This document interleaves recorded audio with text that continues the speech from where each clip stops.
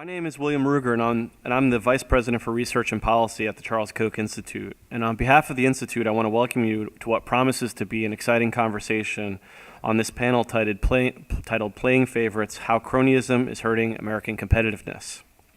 This event is part of the Charles Koch Institute's work to advance a free and prosperous society through the discussion and exchange of ideas about important issues impacting individual and societal well-being. Now, cronyism, or welfare for the rich, is a bane on society.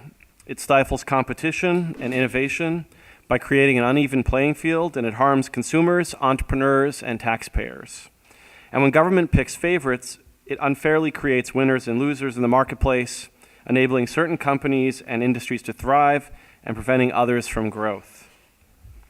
Now, fortunately, I'm joined by three leading experts on cronyism to discuss this subject in more detail.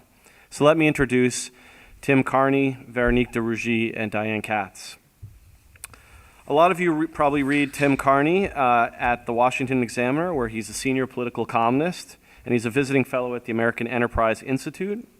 At AEI, Carney helps direct the Culture of Competition project, which examines barriers to opportunity and competition in all areas of American life, from the economy to the world of ideas. His work at AEI focuses on how to reinvigorate a competitive culture in America in which all can reap the benefits of a fair economy. And Carney has more than a decade of experience in this area, in particular journalism covering the intersection of politics and economics, and is the author of The Big Ripoff, great title, How Big Business and Big Government Steal Your Money, and author of Obamanomics. Thank you. It's a mouthful. Veronique de Rougy is a senior research fellow at the Mercatus Center at George Mason University, and her primary research interests include the U.S. economy, federal budget, homeland security, taxation, tax competition, and financial privacy. And her research has been featured at a number of different outlets, including Reason Magazine, one of my favorites, and the National Review, the New York Times, Washington Post, Wall Street Journal, and so many others. Before moving to the United States, she oversaw academic programs in France for the Institute for Humane Studies Europe. In France, she received her master's degree in economics from Paris Dauphine University and her doctorate at the Panthéon-Sorbonne University. So welcome. And then last but certainly not least, Diane Katz, who's a senior research fellow in regulatory policy at the Heritage Foundation. She joined Heritage in 2010, and before that she served as Director of Risk, Environment, and Energy Policy at the Fraser Institute, and before that she was the Director of Science, Environment, and Technology at the Mackinac Center for Public Policy. Her analyses and commentary have also been in a number of prestigious outlets, including the Wall Street Journal, Washington Times, National Review, and the Weekly Standard, in addition to dozens of regional and local newspapers and blogs. She's testified here before Congress many times and before several state legislatures. So welcome panelists and welcome audience to this fine panel. Now, let's start with, I think, the basic definitional question, which is, what exactly is cronyism? Especially because we want to be able to differentiate between cronyism and merely bad government policies. We might criticize each, but they're quite different animals. So let's start all the way down on our left there with Veronique. What do you say is cronyism? And then we'll move forward and let everyone have a cut at it. Thank you. Thanks for having me. So there's actually quite a bit of a debate and disagreement about what's cronyism. I think we agree on the broader line that it's the unhealthy marriage between the government and the private sector and companies. The question is which companies. So you, for instance, you've said it's welfare for the rich, right? Implying big companies. Well, in my book, cronyism is any forms of subsidies, loan guaranteed, any government's favor, any rent extended by the government, or any favors granted to a firm, whether small, big, no matter what the industry, by the government. So for instance, very few people agree with me, but I would get rid entirely of the Small Business Administration. I don't share in the worship of small businesses. They may be great. It's just, there's no doubt that this country is see a lot of just remarkable small businesses, but there's still no reason for us to extend government-granted privilege to them. And so that's, for me, it's like any form of government handout, no matter what form, to any private company, not just the big ones. Sure. Tim?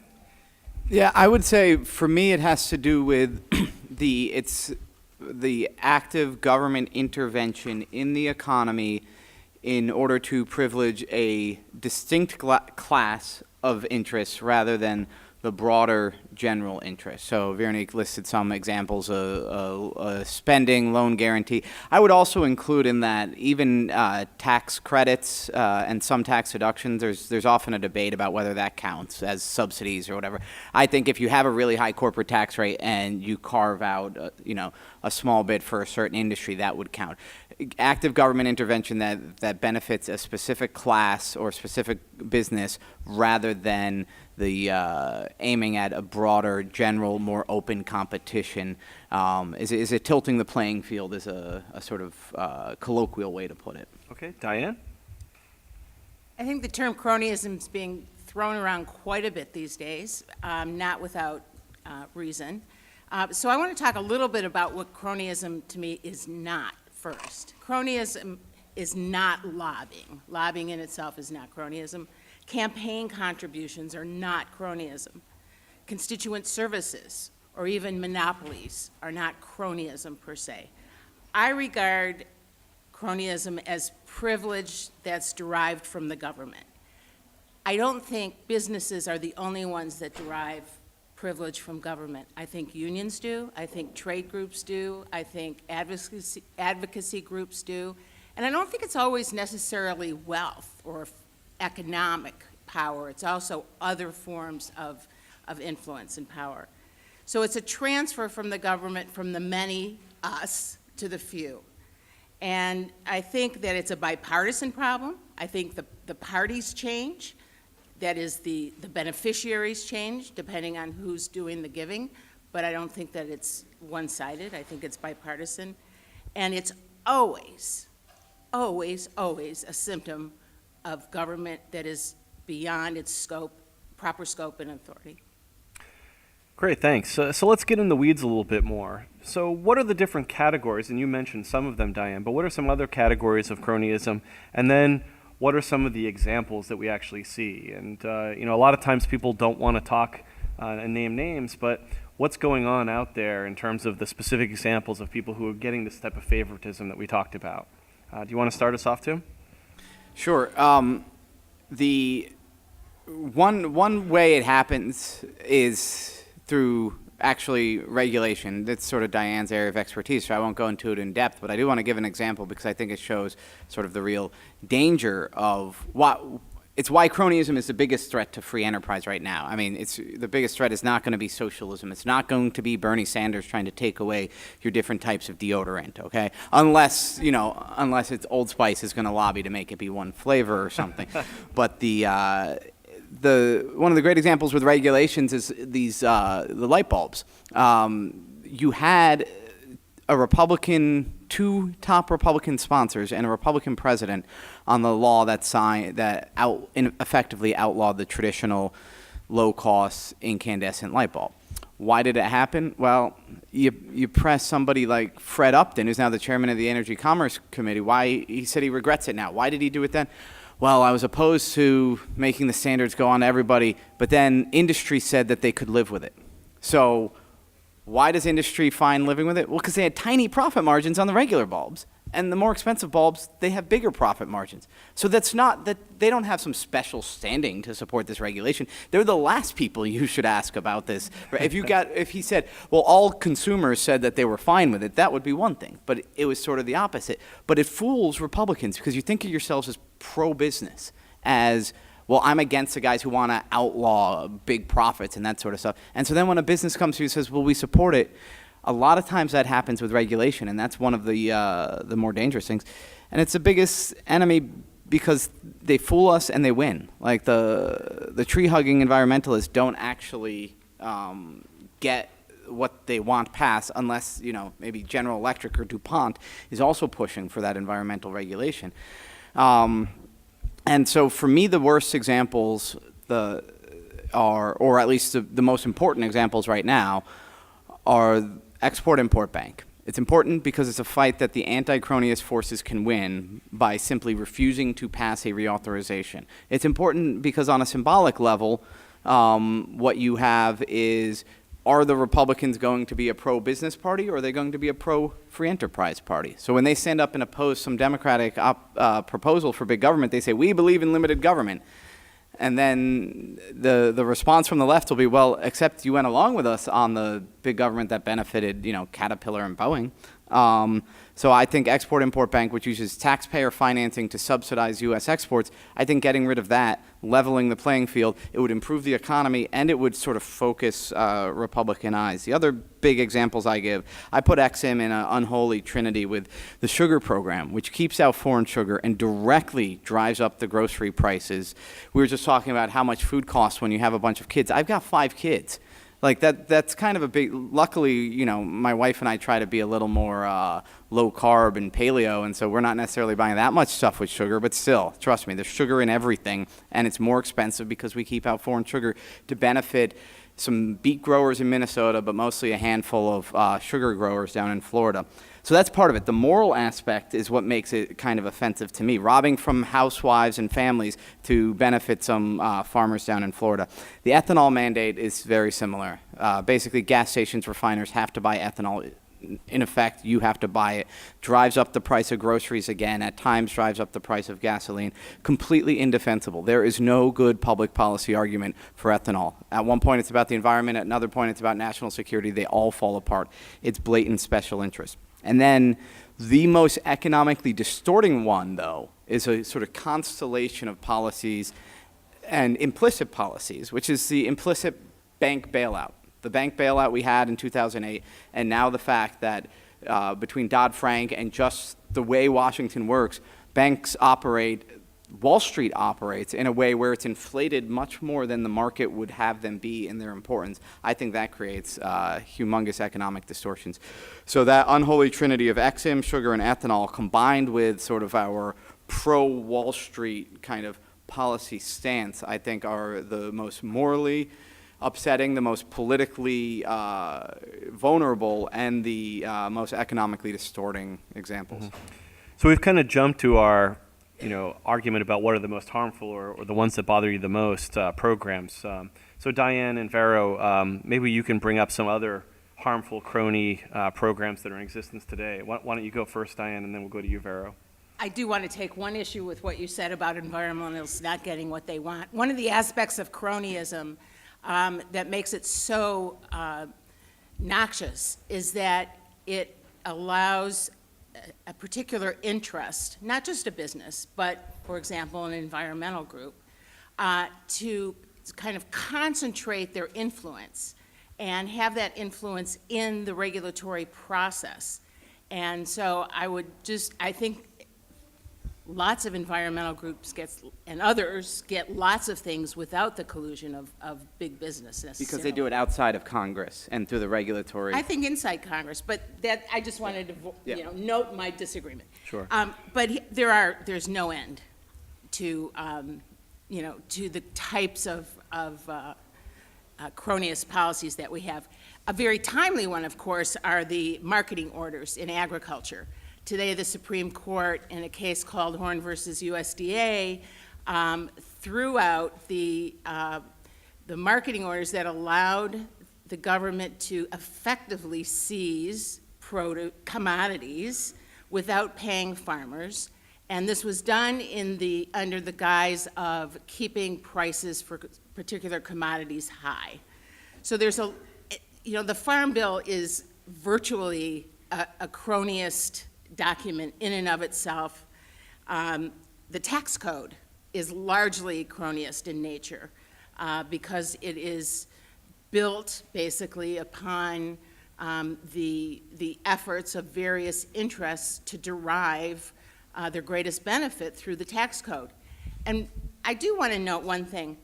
I don't blame people or companies or interest groups from using all the influence that they can muster to better their status. They either have a fiduciary responsibility to do so, or they have a membership to whom they answer, whatever the reason.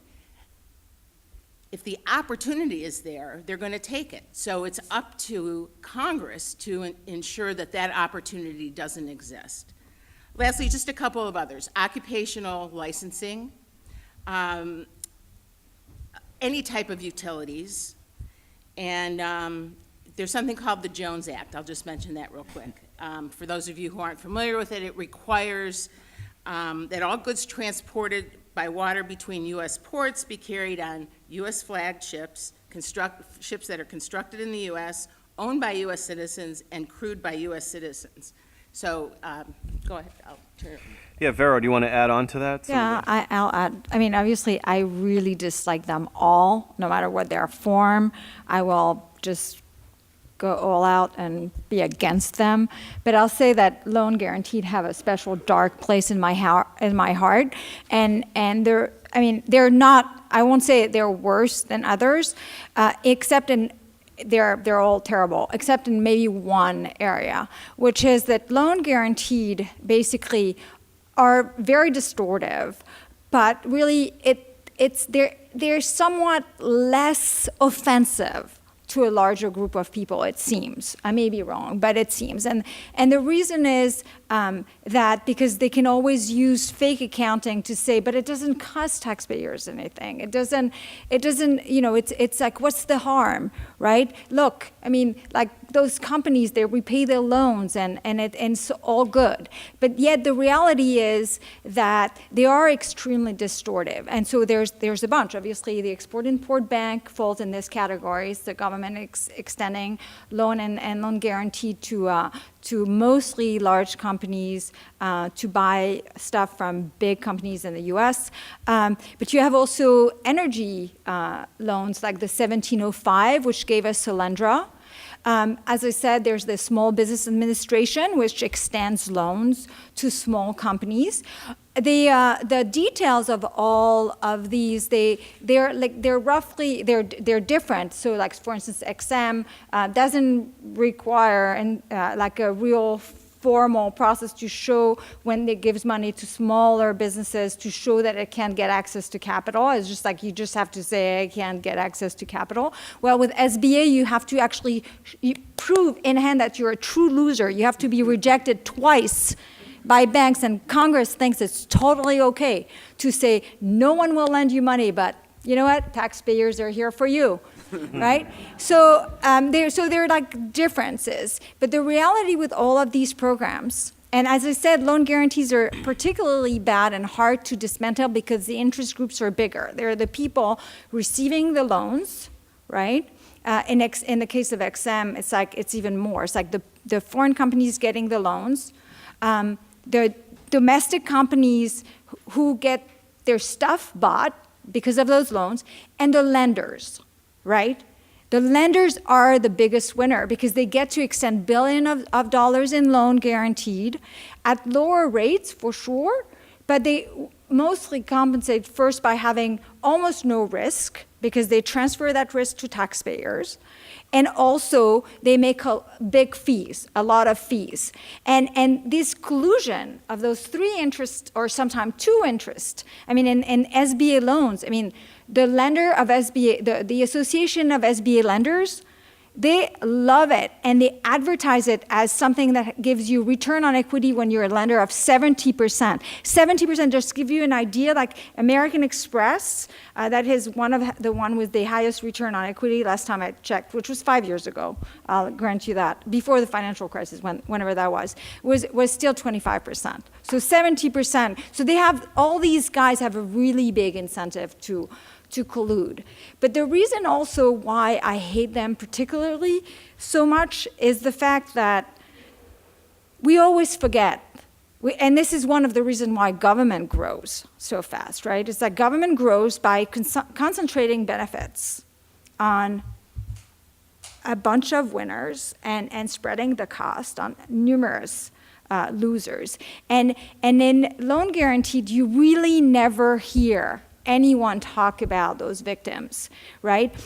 So the taxpayers who suddenly face a risk because they're shouldering a risk that should be handled by the private sector. But also consumers who face higher prices for the goods that are subsidized, and also all the companies that are actually getting their loans in the commercial sector, in the private sector, was probably facing at the margin higher rates because of the existence of subsidized loan, have to compete with companies that have been subsidized, right, at the cost often of their margins, their workers sometimes, or their workers' wages or actual jobs. And this is the problem with Congress and with these loans. It's like, you always know who the winners are, right? They fly in, they come in, they say how much they love that stuff, but we never actually see all the other players that we economists care about. We don't just care about producers. We care about consumers and taxpayers. And I think loan guaranteed are very distortive as much as all the other ones, but I think in their weird, special way, they make it much harder to see the victims. Well, can I, just a quick add-on to that.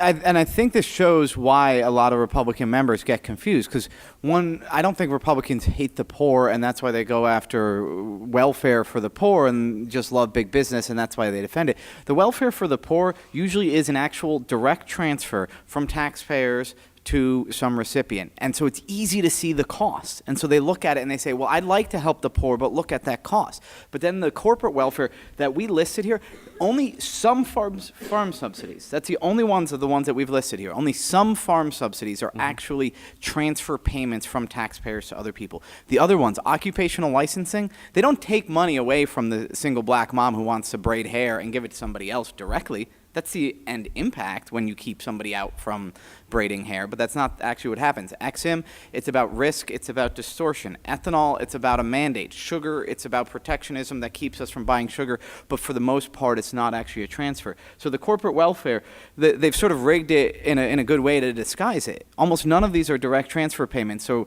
a lot of Republicans say, well, I don't see the cost. But the cost is laid out so clearly in the papers Veronique and the Cato and Heritage and some of my AEI colleagues lay out. It's an economic cost through distortions, so it allows them to hide that they're taking the money from somebody to give it to the beneficiaries. So let me One more thing. Sure. There's also political distortions, because when you get concentrated interests like this, there's greater resistance to reform, even in the face of ineffective, regulation or policy, and it also it's a self-perpetuating system. That is, if regulations are creating benefits that are being, they constitute cronyism, there's a tendency then for there to continue to be Creates a support for clientele. more and more and more of that. So let me play the devil's advocate here, because it seems so obvious we ought to get rid of these things. So here's the devil's advocate question. Aren't these domestic subsidies, for example, with the Export-Import Bank, aren't they needed to counter the subsidies of foreign governments? And won't the U.S. lose jobs if it unilaterally disarms in the face of foreign government interference in the market? No. No. I'll take this The one. fact is that the XM We all wanna Bank take this. only supports or benefits 2% of U.S. exports, compared to what countries like China and Russia, a variety of other countries, most of them socialist or communist, pour into their industries. The U.S. is a very, very small proportion of that. In terms of the jobs, XM doesn't create any jobs whatsoever. What it does is it may shift jobs from one sector of the economy to another. But the XM Bank can't tell you that, because their methodology for job support, as they say, is deeply flawed and is basically useless as in terms of a number. Do you want to talk about the Chinese study? Well, yeah, And I'll- other countries hurt themselves when they subsidize their exports. They are helping their subsidized exporters, but why does China do that? Well, the subsidized exporters are generals or they're friends of the Communist Party leaders. Why does Germany do that? They have misplaced ideas of national pride where they need to prop up their archaic companies. Who's better at economics, okay? China and the EU or us. We do it less because we're smarter. But you know what? They hurt themselves when they subsidize their exports. I don't think that's something to emulate. There's a lot of people who want us to be more like China. I want us to be more like America. Yeah. So, and yeah, why do these- I'll add, yes, exactly. And I'll add the final point. Obviously, when you hear this, the underlying assumption is that having export subsidies is good for the economy. As Tim has explained, it's really not. I mean, there's a lot of data that shows that it's really not. But also, it is worth pointing out that only a third of what the Export-Import Bank does actually is justified by as countervailing foreign subsidies, right? So only a third of it. And I know now for a fact that it's actually, because I had to go back and check after President Hogberg said that it was 2/3 during a hearing before the Senate and said that I was completely wrong. But it is actually a third. So it means that, 2/3 of what the Export-Import Bank does has nothing to do with countervailing foreign subsidies. So I want to push you guys some more. I mean, what about in the areas of technology and innovation? Doesn't government have a good role to play in forcing that innovation? Can't subsidies help that along? If you believe in if you believe that the government is good at being a venture capitalist, if you believe that the system that drives the decision making in Congress is not politics as opposed to economics, if you were to believe that there is such a thing as gain and losses which drive prices and operate as signals for companies to make a decision, then yes. But actually we know, because of Hayek, because of all the economists that have come since, that it's not the case. I mean, the government's decisions are driven by politics and not by economics. They don't respond to the right signal. They can't adjust in case an investment is the wrong one. So no, they don't. And the final thing I will say is that I believe, Mercatus has been, pushing the idea of permissionless innovation, right? And it's the idea that entrepreneurs, whomever they are, wherever they come, no matter how small they are, whether they're in their garages or still living in their mom's basement, should be able to actually come up and are the best people to come up with new innovation. And they should be able to offer their creation to the world and consumers for them to try them on without the government giving permission. And that's the best trial and error is through this process, this dynamic process, that you get the best type of Wright innovation. brothers, right? The Wright brothers. Well, let me give you two relatively recent examples. In terms of, for example, private space or commercial space transportation. Right now, the government is basically financing, all of you are basically financing, as is Export-Import Bank, a company called SpaceX, which is owned and run by Elon Musk. There is essentially very little commercial competition now in this sphere because he has the advantage of millions and actually, I don't know what the total is, hundreds of millions of dollars in subsidies from the government. Nobody can compete against that. And so what we end up having then is one type of technology concentrated in one company, in one industry, rather than there being competition for private capital, which would bring the most meritorious forward. And, well, I have two comments. One, we'll pile on Elon Musk in a second and one of his other subsidized businesses. But another is, we do have to say, we have intellectual property laws, we have patent laws, we have copyright laws. The ones of those that work the best at promoting innovation are the ones that are broadest and most neutral, that don't say this is the way to go. And that is a government intervention when the government says, you know what, you get a brief monopoly in this technology because you invented it and proved that it could be marketed. That's a government intervention. And it's one that was, laid out in the Constitution that most people on, even like hardcore identified libertarians defend something like that to some extent and then say maybe we go too far in these regards. But there's a basis that there's agreement on. But when we pick a specific technology, which is what happens every time Export-Import Bank decides who to subsidize, or a state decides whom to subsidize. So Elon Musk is building these batteries that are supposed to help you power your house, that are helping renewable energy, which goes up and down. If you have a battery, well, you're not as subject to the surges in the wind or the sun. And it's supposed to help you power your car. That's all great. I'm glad that he's doing that. Huge subsidy from the state of Nevada through to build this battery factory. And some of these articles saying this battery factory is going to get so much money because it's getting all these loan guarantees and direct subsidies. The subcontractors who sort of provide some battery technology, one was saying, well, I was looking into these 4 different technologies, but Musk has picked the lithium ion. So that's where my money's going because he has all this backing. Then suddenly you realize, wait a second, these other technologies might have been better in the long run, but they don't have government backing because they don't have, a politically connected billionaire or millionaire, I don't know what Musk is, billionaire behind them. So suddenly, this idea of the way the market's supposed to work, where a million things are tried and the best ones rise to the top, that competition is getting completely stultified through these handouts. If it's a government intervention like patents or some intellectual property that's broader and more neutral, that's going to have a much less distorting effect than ones that are very specific. And if I can add just the example of the 1705 loan programs, you guys know it for the Solyndra disaster, but this is another example of the government deciding to promote a technology supposedly for our good, and it's mostly solar and wind. And what you look, sure, we've heard of Solyndra and Abound Solar and these like companies that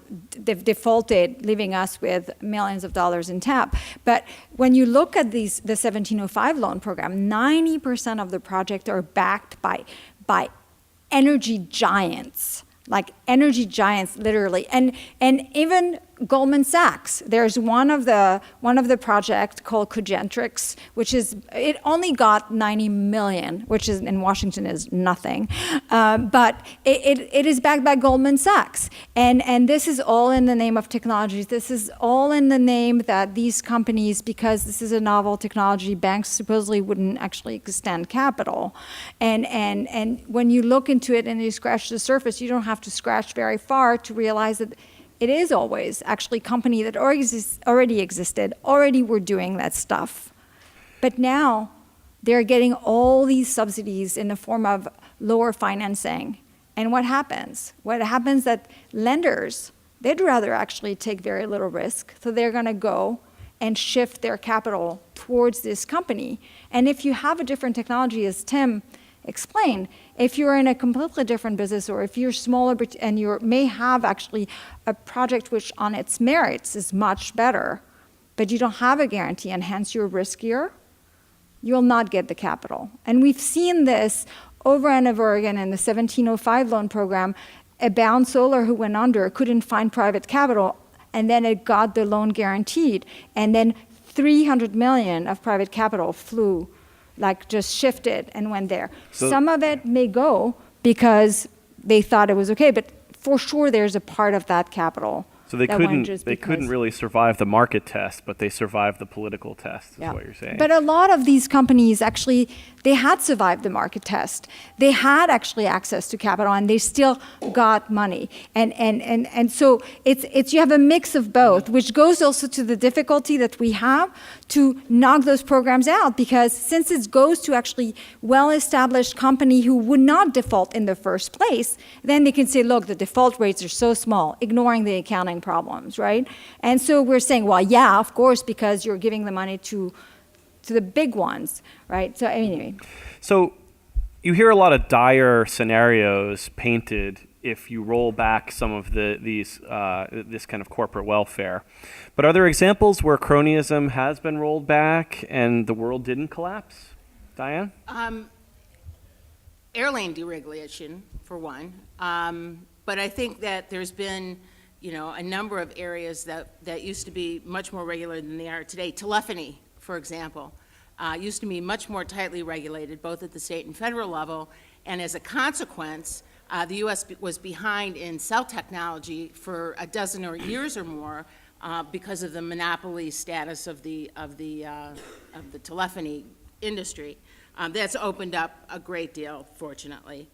I don't see a lot opening. I don't see a lot of deregulation, contrary to the claims and, the complaints of some of those on the left after the 2008 financial collapse. It wasn't a lack of regulation at all. These industries were hugely regulated. And what Dodd-Frank has done is actually cement the protected status of many of the largest banks, as opposed to protecting the smaller banks or those that whose deposits are in them. So I don't see a whole lot of recent deregulation. I don't know if I have any particular. Tim? I was just going to add, just on the airlines, because I didn't know this until I studied it. When the airlines were so regulated from World War II through basically 1980, the big airlines, all of them were fighting to save it. Now, what it did is it capped their profits. You could only charge so much per seat above what your costs were going to be. So your profits were very limited, but it guaranteed your profits by preventing anybody from competing with you. And some of the airline executives who did the worst were the ones who were the actual entrepreneurs, who said, I want to do better than everybody else around here. And they said, that doesn't fly. There was one, Eddie Rickenbacker, who was a war hero. The airline in Ohio is named after him. And he failed, and the biographer of him said it was because he was an entrepreneur and not a political type. But a couple other quick examples. I'll be very quick. Food trucks. The restaurants in Washington, D.C. have been going crazy saying, once the food trucks come in, they're going to drive all the restaurants out of business. You see, it was like, I think, some Texas town, they said, the food trucks are going to drive all the restaurants out of the business, and then the food trucks are just going to drive out of town to the next town.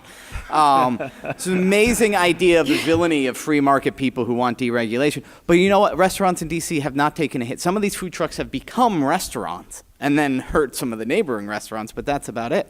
But also, I don't care that much if the businesses suffer in some of these cases, as long as the consumers do well. Now, do you think the passengers and the guys and girls who are out drinking at the bars in DuPont Circle, and that people who need to get to work or get to the airport, do you think they're suffering because Uber is hurting the taxi cab companies in cities all over America? It would be preposterous to say that. So places where they haven't killed Uber, they haven't protected the crony monopoly in taxis, their consumer welfare is much better off as it is with airlines and food trucks, et cetera. I guess we've seen some victory on occupational licensing, but that's because of mostly of the Institute for Justice. We've seen legal cases brought against specific occupational licensing, and that then were dismantled. That's a good thing. But I was actually thinking when you guys were talking that some of the victories lead to bad things.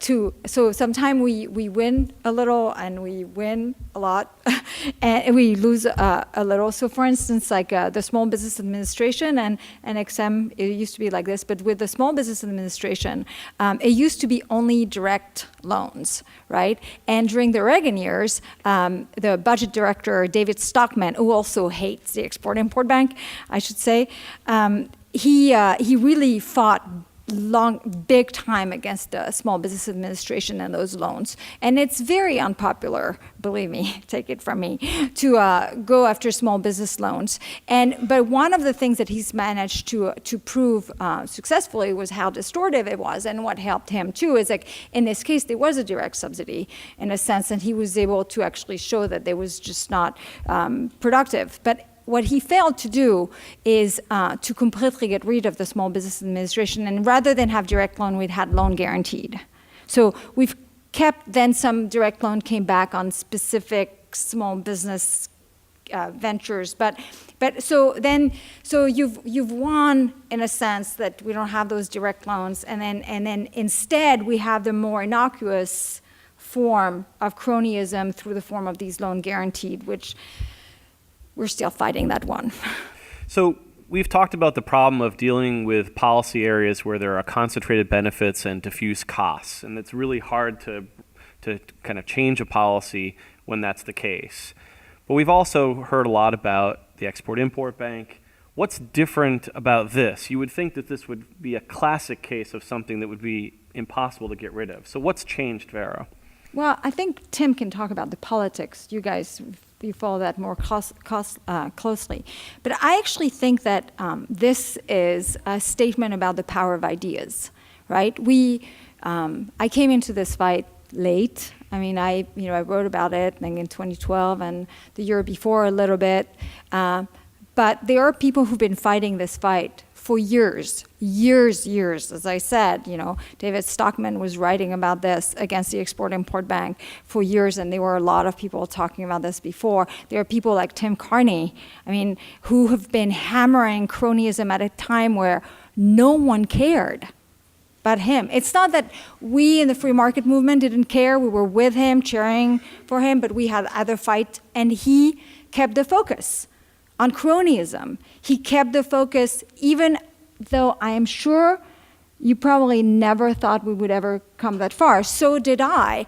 And I think that there is a moment where ideas, if you fight for them, even in the face of an extremely low probability of us being able to achieve a short-term political victory, or even what looks like a long-term political victory, they have a way of making their ways, especially if you continue doing it and if you have good arguments and you're consistent and you show that you're completely fair in your assessment, that it's not just you're not just against crony program that the Republican like, or you're not just against a crony program that the Democrats like. And I will say that the power of ideas, I think, to me, is really on display here. And obviously, at Heritage, you guys have been fighting this fight too for a long time. It's not that we weren't, but there are actually people who committed their lives to fighting this at a time where we didn't think it was possible. And I think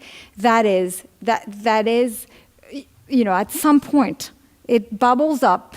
Look, Mercatus didn't have a program that looked specifically that studied cronyism and capitalism and government-handed privilege until 5 years ago. It's not that we didn't care, we talked about it, but we just focused all of our attention on this. Not all of it, but Matt Mitchell and his team devoted their time to doing this specifically because we realized that there was actually important. Right. Why? I'm not sure why suddenly Heritage came out with an agenda for the Republicans that is the centerpiece is against government-handed privilege and opportunity for all.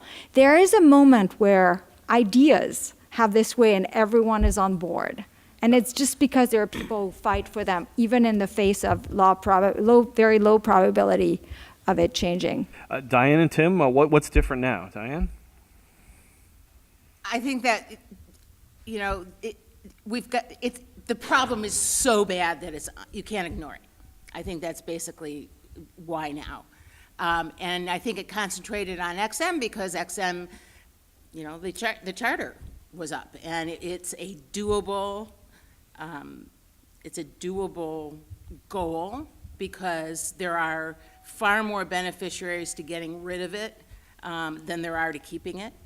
And there is some political will for doing so. In my humble opinion, I think that overregulation and cronyism are worse problems today than than high taxes. So I think it's just a matter of we've gotten to a sort of tipping point.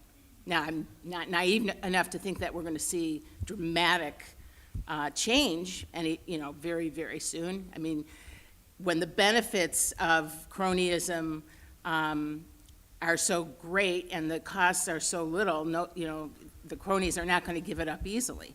But I think the public is also becoming more aware of how bad the problem is and how it does affect them. Mm-hmm. So, Tim, is there an emerging consensus against corporate welfare, you think? Well, I do think there's both of these are right, but also incomplete explanations. Just because, as a reporter, I'm more cynical than to think that ideas are totally what carries the day. But what Vera's completely right about is that people didn't really care about it, and my evidence for this is that nobody bought my first book, The Big Ripoff, when it came out in 2006. Hey, I suggested 3 different books. Yes, no, based on it. you suggested a series of sequels such, instead of just how big business and big government steal your money, she thought how small business and big government steal your money, even how small babies and big government steal your money. I'm full of ideas if you want to write a book. Since then, I had 5 small babies, and yeah, so through the park system of Montgomery County, I suppose we're stealing your money.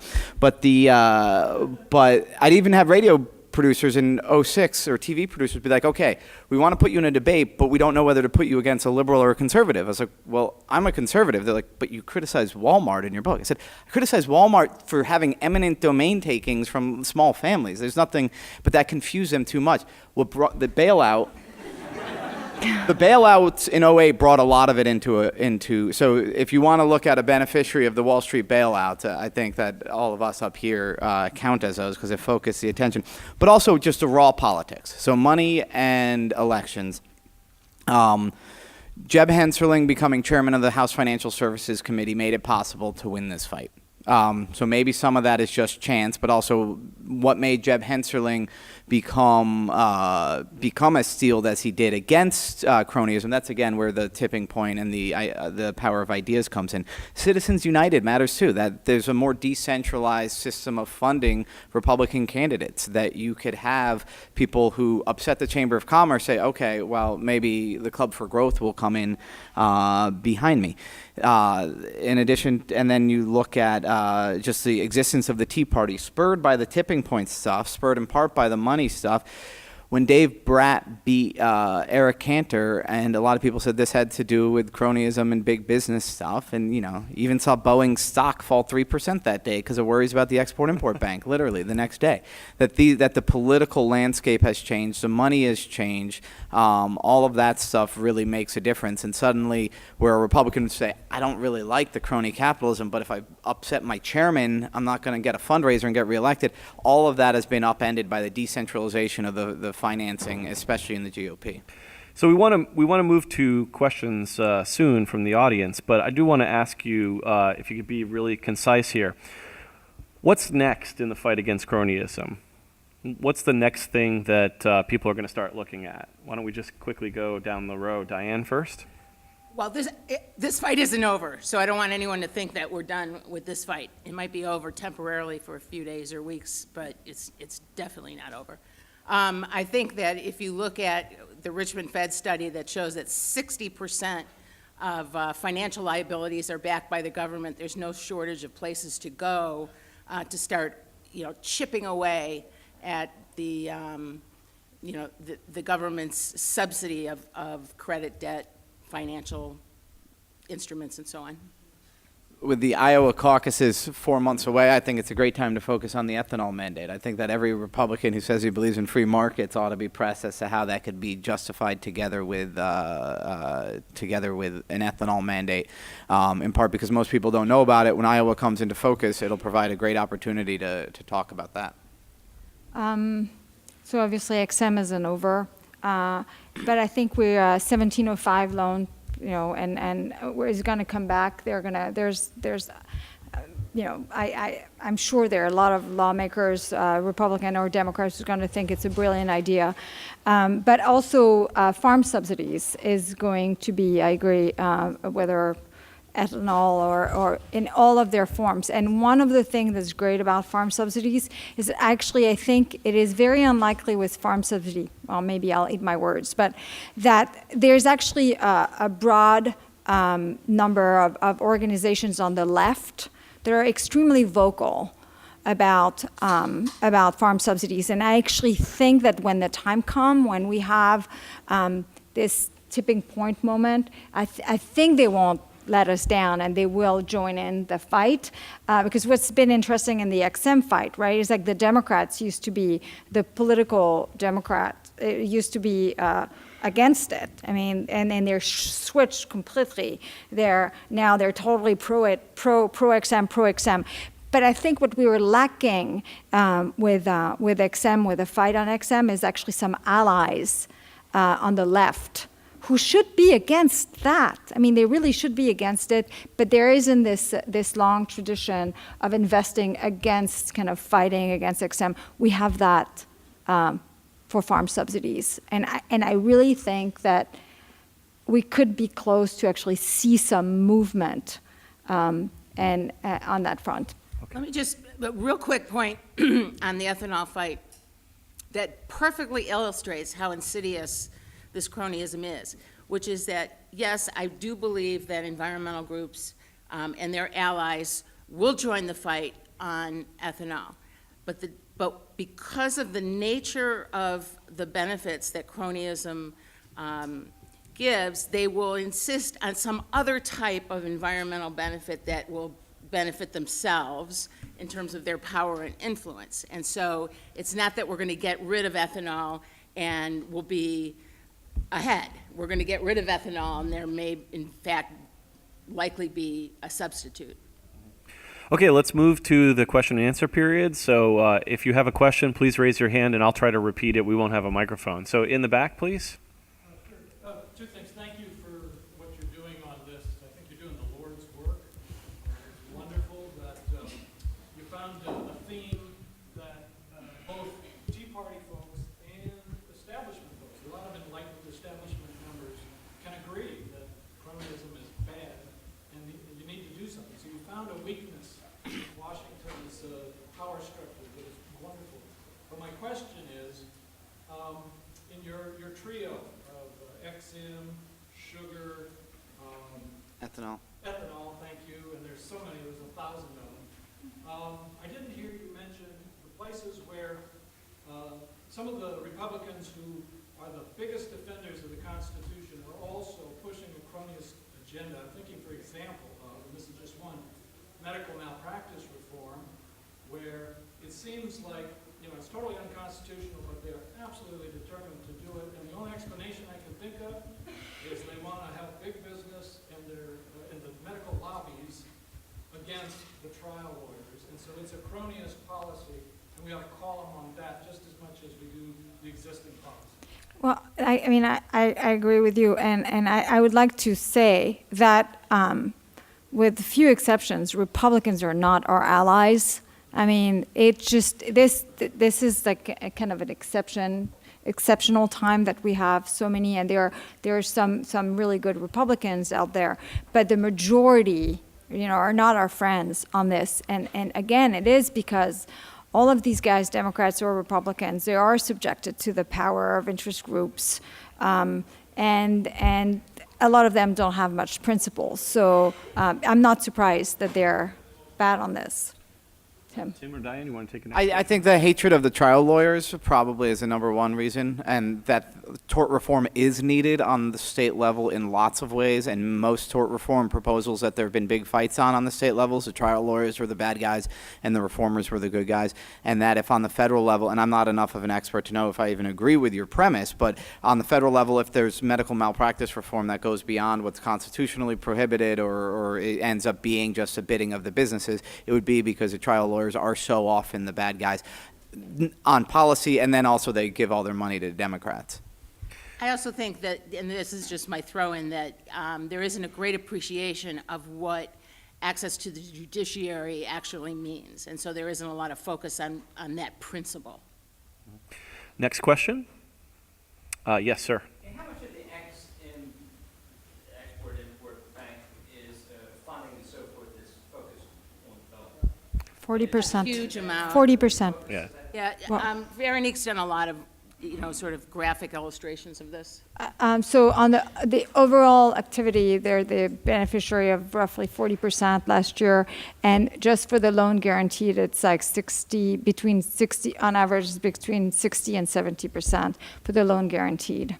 But what they're, Yeah. So what happens is like basically we're reducing the financing cost of foreign airlines to buy Boeing goods. Another way that they're benefiting, and I actually don't know whether it actually accounts in the 40%, I have to check it, but they, in 2012, they created this supply chain program that actually gives money to suppliers of Boeing by giving them low financing costs, but it's meant to actually promote the interest of Boeing to export. and then just to add on to that, including Boeing, the top 10 beneficiaries consume or receive about 75% of all of the XM What's, benefits? in terms of, it's 50% and 20% for oil and gas. So it's 50% for foreign airlines, and 20% are oil and gas, yeah. Okay. Next question. Yes, sir. At the beginning, when you were defining cronyism, it seemed that there was almost a bias against government subsidizing innovation.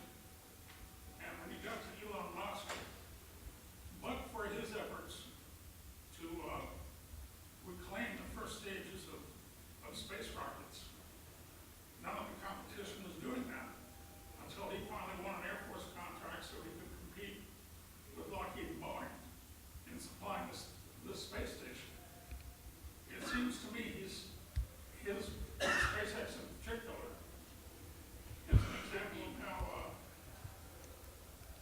government subsidies for innovation can actually benefit the economy. Well, the question isn't whether subsidies can benefit the economy. The question is whether there are other benefits to be had and whether there are better benefits to be had. And so, Well, in the history of the space program, nobody's done what he's trying to do, and he's sinking his own money. but that may be for a very good reason. In other words, if the market has decided, if venture capitalists have decided that it's a bad idea, as his company's performance seems to indicate at this point, then why should taxpayers take on that risk? And I'll say though, I think that if the government, if there's something that is a government operation and it contracts it out, I like having more. I like removing any barriers to more competitors bidding for that government money. So, in that regard, he removed some barriers to that happening. So in that regard, that's a government function. And one thing is, once it's a government function, you're going to have the cronyism and favoritism because the government doesn't have the profit motive or the motive to get the best product at the lowest price in the way that a private, general contractor would. And I will add that, I mean, the underlying assumption behind your comment is the fact that Elon Musk would not have been able to do it without government help, which may be true in this particular case, but You mean the government help for Tesla? yeah, for space, SpaceX. for say SpaceX, but and it may be true in this case, which to me doesn't make it okay. But what we've seen in a lot of other programs that it actually the money is given to companies that can perfectly do it without the help of the government. And let me make it clear. I mean, there's no doubt that companies who benefit from cronyism, no matter what form it takes, they like it. They like it a lot, right? And that's one of the things that frustrates me in this debate is like each time I testify, there's like a senator or House who said, do you know this company? He's in my district and he loves XM, right? I have no doubt that a beneficiary of cronyism loves XM, right? But the other side is unwilling to recognize that actually there are a lot of non-beneficiaries who are actually victim, and they're actually victimized multiple times as taxpayers, as consumers, as competitors, and so when you have, when you have a lot of assumptions behind a defense of cronyism. And one of them is that that company would not have been able to do it. Very often we find it's not the case, right? Yeah, it's and, great. And the fact that they say they could not have done it, to me, is not evidence. Yeah, it's great to hear someone from France channel Frederic Bastiat telling us about the unseen cost, which is what really we have to bring to the fore here, I think, if we're going to be concerned about the full accounting of this. No, but I mean, I think it's important to remember that it's not because the beneficiaries of cronyism tell you that they love it, that it's a justification for the program. It's not because they tell you that they couldn't do it without it, that it's a justification for the program. Because very often, Diane has actually proved it in a lot of the cases that she's studied, that these companies were actually doing it before. What they mean is that they couldn't do it at that scale. I don't care. It's cheaply. Well, yeah, and again, the Export-Import Bank lobby can have a fly-in day where every Republican office hears from 10, 15 people who receive the subsidies and benefit. Logistically, you can't have a fly-in day for the victims, because who are the victims? The victims are the guy who didn't get the loan because somebody else had the guarantee. The victims are the guys whose foreign competitors are getting the subsidy, like a manufacturer. Some of those guys actually do show up, Delta and mining companies in Minnesota and steel companies in Pennsylvania. Some of them do show up, but then Energy the other company victims are the and- downstream people. The farmer, I mean, we've said farmers get their subsidies, but they pay more for their tractors because, the foreign buyers of the tractors are getting XM subsidies. They're so diffuse. They don't even know that they're the victims often. It would be great to have fly-in day of XM victims, except that the airports here would all be crammed with everybody flying in from all over the country. One more on question. Boeings. Another question? Question? When you guys think about the growth of cronyism over the last half a century, what are the 4 or 5 stats that you think will really turn people's attention and catch some eyeballs? So I'll give you an example. I've heard a couple that I think would kind of fall in this category of 50% of financial liabilities being backed by the U.S. government. Or Vox ran a piece a couple of weeks back saying that the amount of money that Congress spends informing itself is now massively outpaced by the amount of money corporations spend lobbying us for special favors. A bunch of our members are about to go home in August. Some of them want to talk about ending crony capitalism. What stats do you think they should be driving in those interviews? So let me repeat the question just so everyone can hear it. He asked about what stats would be most useful in pursuing the fight against cronyism, basically. Okay, so give me your card and I'll be happy to supply with some stats. I don't have a bunch off the top of my head, but I do want to make a point because this is a perfect segue.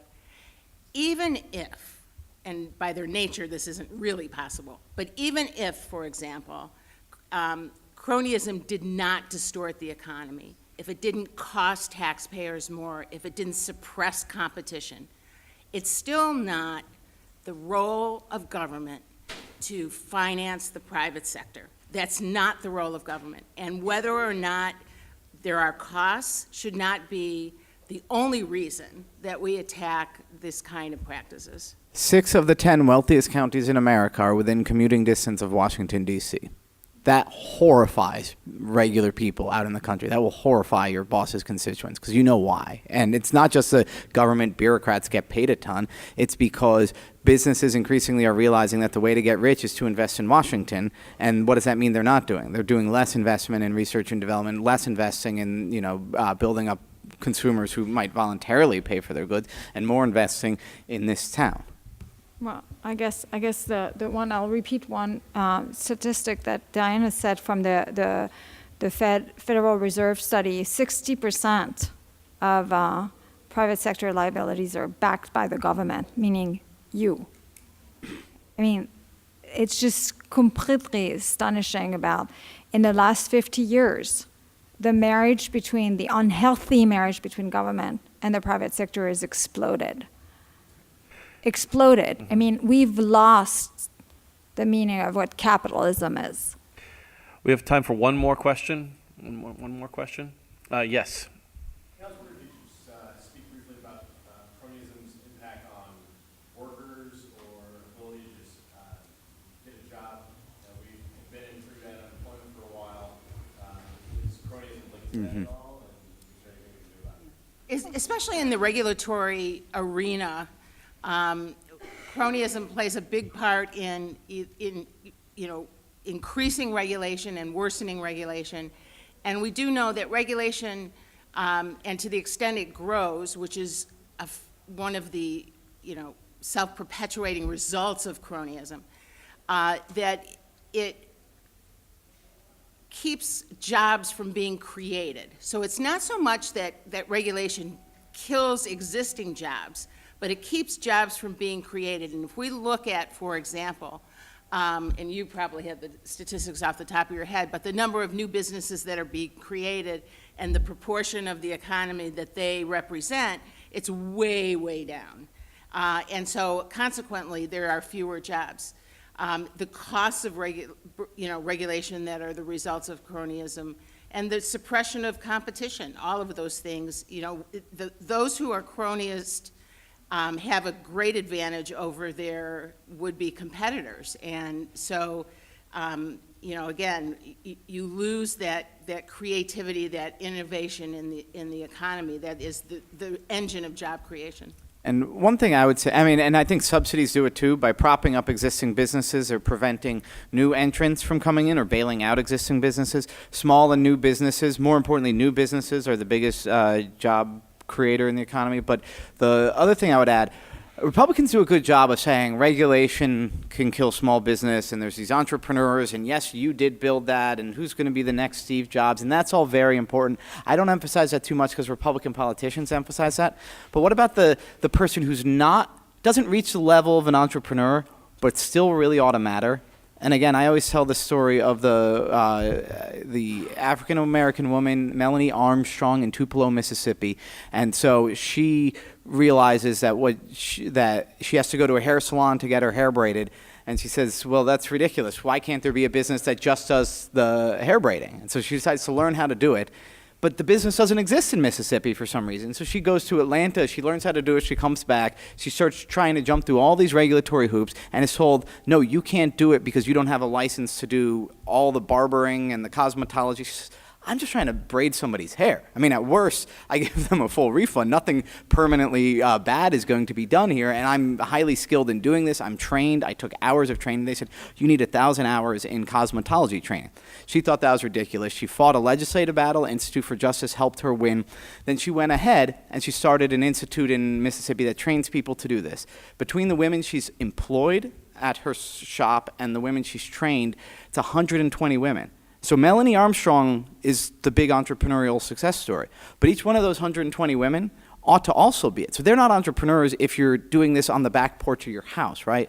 But what are you? You're a mom who's now able to really take care of your kids. That's what, that to me matters more. At some point, I'm not the best, free market economist because I don't spend all my time talking about the entrepreneurs. I care about the mom feeding her kids. That's the person that you also ought to talk to. So that job might not even show up on some jobs report. Somebody has the ability to bring in some extra outside income because they broke down a barrier to entry that existed in regulation. And it existed because there were incumbent businesses with political connections trying to keep out competition. Yeah, I mean, I agree with Tim. It's like Republicans talk a lot about entrepreneurship. It's sexier than talking about just the worker who goes to, doing his businesses in and out every day. But on XM, for instance, we've heard all these stories about how the Export-Import Bank hurt regular workers at very low level in firms that are not subsidized. So, for instance, when the Export-Import Bank extends a loan to the richest woman in in Australia, not Arizona, in Australia, French brain, to buy Caterpillar goods. This cheaper financing allows her to invest in more iron ore, right? Her business is iron ore, and she's the richest woman in Australia, and she's now in the business of competing with iron ore businesses here in Minnesota. And we've heard the owner of this company talking about how, for sure, his workers haven't been able to get a raise. And he was wondering going forward whether that unfair competition, competition can be tough, but it's even tougher when it's actually brought on to you by your own government, right? And down the road, he was wondering about whether his workers, right, not entrepreneurs, your workers were going to have to be laid off. Some of them, not all of them, it's always at the margin, but they count too. So yes, workers are impacted quite dramatically, and sometimes they don't even know why the firm that they're part of is not growing, why they're not getting a raise, why the guy who's in the desk next to them is getting laid off. It's hard to see that you've been hurt by a government program that extends loans thousands of miles away. Well, thank you all, the panel, for participating in this event, and thank you for coming. I would note that tomorrow's the 10th anniversary of the Kelo decision, which relates to this issue, so I'm sure there will be more news about cronyism tomorrow, and thank you for coming again, and look forward to our next event with the Charles Koch Institute. Thank you. Thank you. Thanks.